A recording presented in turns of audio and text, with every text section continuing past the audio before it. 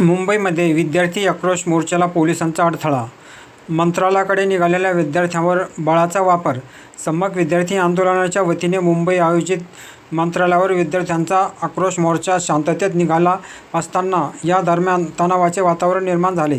केंद्रीय मंत्री धर्मेंद्र प्रधान यांच्या राजीनाम्याची मागणी आणि NTA रद्द करून राष्ट्रीय परीक्षेची जबाबदारी UPSCकडे सोपविण्याची मागणी करत विद्यार्थी मंत्रालयाकडे रवाना झाले होते. मात्र मोर्चा पुढे जाण्यापूर्वीच पोलिसांनी अडवण्याचा प्रयत्न केला आणि बळाचा वापर केल्याचा आरोप आंदोलकांनी केला.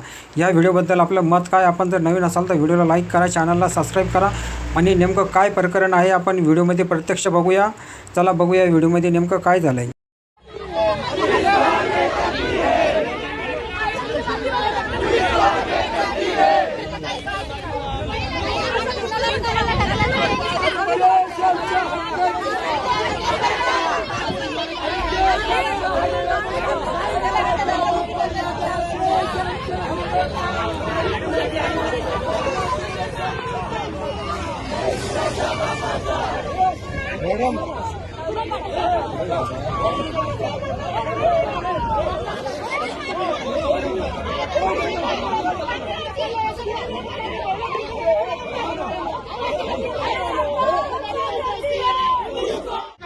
एवढी तरी तुम्ही आमच्या सोबत आला कसं जावं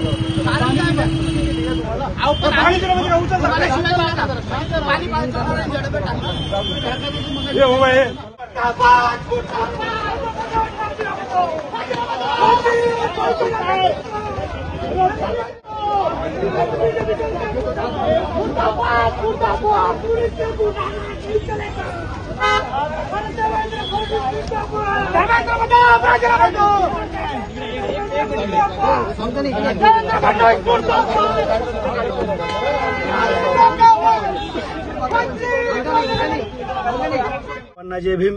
आज मुंबई या ठिकाणी मंत्रालयावरती सम्यक विद्यार्थी आंदोलन आणि वंचित बहुजन आघाडीच्या वतीनं विद्यार्थी आक्रोश मोर्चाचं आयोजन करण्यात आलं होतं.